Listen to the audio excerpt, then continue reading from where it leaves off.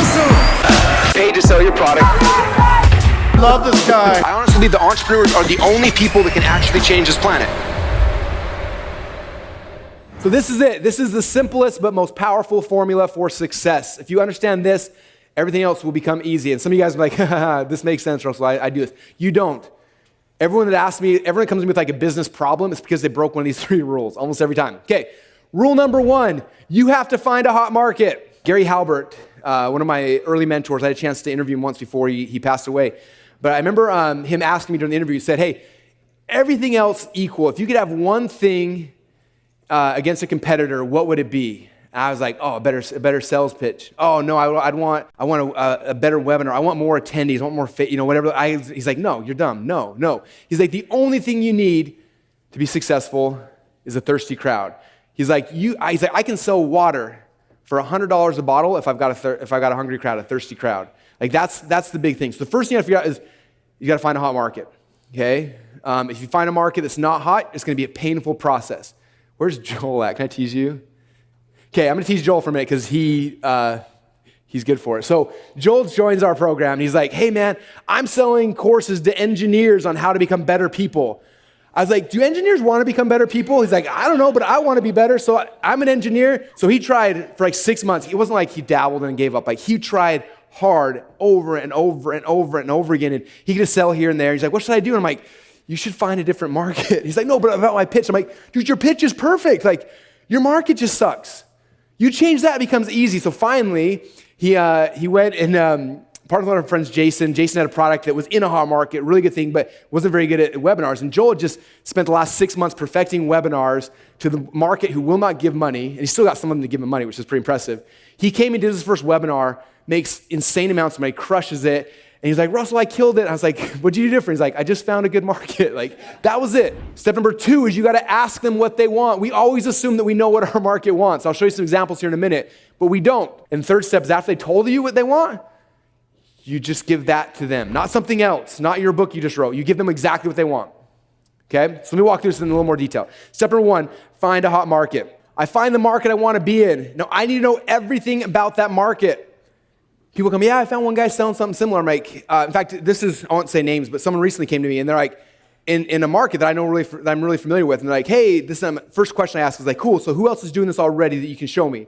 And he's like, I only know about one guy doing it. I'm like, and it was in a real estate thing. And I'm like, you only know one guy? I'm like, how about this guy? He's like, never heard of him. This guy, never heard. Like, I knew off like probably 13 to 15 of the real estate gurus that I know that I'm friends with, never heard of any of their names.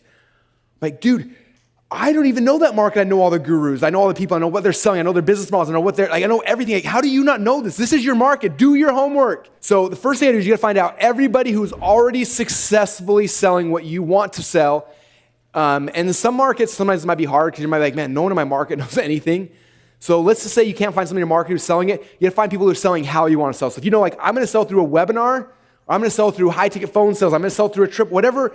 If you figure out how you want to sell, you got to find people that could be in different markets, but selling the way that you want to sell, okay? This is key. Like, before I get into any new business, any new market, like, I have done my homework. I've probably purchased 30, 40, 50 products. I funnel hacked them to see, and not just funnel hacking the product.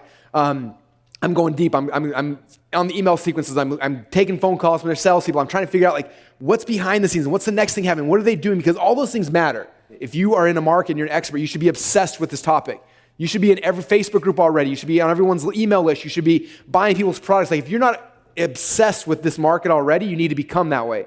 Because the stuff's already happening out there. If you go like 50 Facebook pages that are similar to the market you want, all of a sudden ads are going to start popping up all around you. In your Facebook account, you should go like as many millions of things you want, and all of a sudden all the ads will come to you, and you'll know exactly what everybody's doing. And then click on the ads. Take screenshots of them. Okay, I got folders and folders of screenshots of the ads and the landing pages and the upsells and the downsells and the phone call, and like every single thing that's happening in this process, I'm watching, I'm recording, because those things all come back. Okay, so it's very, very important. That's the first part. All right, next thing. This is a very important rule. Only sell what people are buying.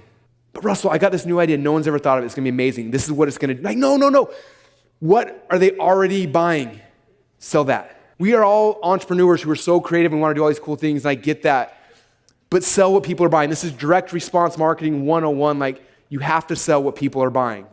Okay? Seems stupid, seems easy, but a lot of you guys aren't doing that right now. Okay? Next thing, don't sell to broke people. Guess what broke people don't have? They don't have money. Guess what you want to have when you're in business? Money, okay? When you sell broke people, guess what happens? 1 million headaches. Your life will be miserable, okay? They will complain. They will whine. They're going to want their money back. When Christmas happens, 25% of them will ask for their money back. We call it the Christmas refund. Pick markets that people have money. It'll change everything. Your life will become so much easier. People that have money don't mind spending money. Next rule of funnel hacking, don't copy people. I've seen so many of my products that look like my product. Okay, this is not about copying. This is about seeing what people are currently buying and then building a better mousetrap. Okay, when we built ClickFunnels, guess what we saw? We saw lead pages, we saw unbounce, we saw optimized press, we saw a whole bunch of people out there selling something that was good. We came back and said, how do we make it great? Okay, same thing with whatever business you're in. Don't copy. You're looking at what they're doing as an example of where to start. Okay, and your job is make a better mousetrap. Make something that's great. If you do that, the people will come. Okay? Understanding their offers. I am real when I say buy people's stuff. People are like, yeah, I funnel hack 4 people. I'm like, cool, what was the back end? Oh, I didn't buy it. Like, why not? Oh, well, I saw, I know what they're doing. Like, no, you have to buy stuff. Understand their offer. And I'm not just like when I buy a product, it's not just like understanding the process, because that's part of it, right? I want to see how, what were the words on the sales video that gets people to pull out a credit card and buy? How do they structure their upsell, their downsell? I want to go into the members area and see what the actual deliverables were. I want to understand that, not because I'm going to copy it, because that's my baseline. That's where I start. I got to make something better. I got to go from good to great, but I can't know what good is until I've seen what it is, right? And so I'm buying their products. I'm consuming their courses. I'm going through it, and you're going to find a lot of times you go through stuff like, man, this is horrible. But at least you know where the baseline is. Now you can make something great. The next rule, and this is a big one, before I ever create a funnel or an offer, anything ever, the very first thing I want to do is I want to make sure I know exactly where the traffic is. Okay, can I tell you how many times people come to me like, hey, Russell, I did everything. I made a funnel. The funnel's finished. This is awesome. Where should I get traffic from? I'm like, you're asking that question now? Like, that should have been the first question, right? I want to know where, if I'm like, I think I want to make a weight loss offer, before I even put forth any more effort, I got to find out when this thing is done, where is traffic at? What are the Facebook groups I'm going to advertise on? What blogs? What social media? What email lists can I run? I want to know all those things ahead of time. And as soon as I say, there is traffic, the second my offer is done, this is where I will purchase traffic from, then I will go and build my funnel. Not the other way around. Those are some of the rules. A couple of things about market. Make sure you're picking markets that are irrationally passionate about the topic. All you guys in here, guess what you guys do for fun? The same thing you do for work, right? You guys are irrationally passionate about it. Okay, same thing happens in the fitness markets and health markets. Look at the markets.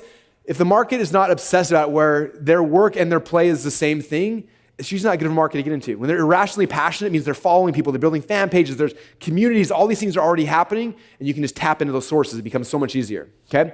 Next thing, you gotta make sure the people you are serving and you want to go after are both willing and able to pay. This comes back to selling to broke people, right? A lot of people are willing to give you money. Yeah, I'll give you money for that. Sweet. Hey, where's it at? Oh, well, I don't have any right now. Okay? They've got to be willing and able. Some people are able to pay, like the engineers that have money. Like these guys are all making good money, right? But they're not willing to, this is my money. I'm not giving this to you. So you have to find markets that people are both willing and able to pay. If they're not willing and able, don't go in that market. The next piece is figure out, where do you fit in this ecosystem of this market? Okay, every market has an ecosystem. There's other people selling things to these customers, right? And the worst thing that you can do, and a lot of us do this, is we come in and we're like, okay, this is cool. That guy's killing it. I'm going to sell something very, very similar. We come in and we start competing with people, right? And the problem is when you start competing with people, it dramatically, especially if you're the new guy in town, you lose access to this whole market. But if you figure out, instead of how to compete, you figure out how to complement. So here's this ecosystem. That guy's teaching this. That guy's teaching this. Here's all these people doing things. Where do I fit in this ecosystem? What do I have that's different, that's unique, that I can bring to the table? Where do you fit in that ecosystem? And if you can bring that and you can plug in, suddenly all these people that would have been your competitors can now all become your partners. Okay, so it's a really big key there, is figuring out what makes you different. Where do you fit in this ecosystem that sets you apart? Okay, so that's step number one, is finding a hot market, okay? The man, Russell. Paid to sell your product. Love this guy. I honestly believe the entrepreneurs are the only people that can actually change this planet.